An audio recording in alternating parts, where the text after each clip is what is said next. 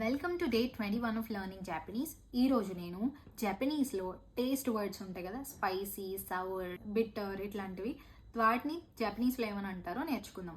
First వచ్చేసి టేస్టీగా ఉంది, డెలిషియస్గా ఉంది అంటే బాగుంది అని చెప్పాలనుకుంటే ఓయిషీ అంటారు. జపనీస్ వాళ్ళు తినడం ఓయిషీ అంటారు. ఓకే, ఓయిషీ అంటే టేస్టీ అని.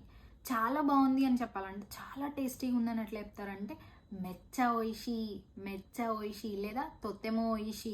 ఓకే, మెచ్చ ఓయిషి అనేది ఎక్కువ వాడతారు. తర్వాత వచ్చేసి సాల్టీ, సాల్టీ ఉప్పగా ఉందని చెప్పాలంటే షొప్పాయి, షొప్పాయి. ఓకే, పుల్లగా ఉంది సవర్, పుల్లగా ఉందని చెప్పాలంటే సుప్పాయి. చేదు ఉంది బిటర్, చేదు ఉందంటే నిగాయి, నిగాయి. స్వీట్గా ఉందని చెప్పాలంటే అమ్మాయి, అమ్మాయి. స్పైసీగా ఉందంటే ఎప్పుడైనా మన ఇండియన్ ఫుడ్ తినేటప్పుడు ఇలా ఎక్కువ యూజ్ చేస్తారనమాట, కరాయి, కరాయి అని, అంటే స్పైసీ అని. కరాయి అంటారు, స్పైసీ అంటారు, స్పైసీ అని కూడా అనొచ్చు, కరాయి. ఓకే, మరిన్ని వీడియోస్ కోసం లైక్ చేసి ఫాలో అయిపోండి. By by.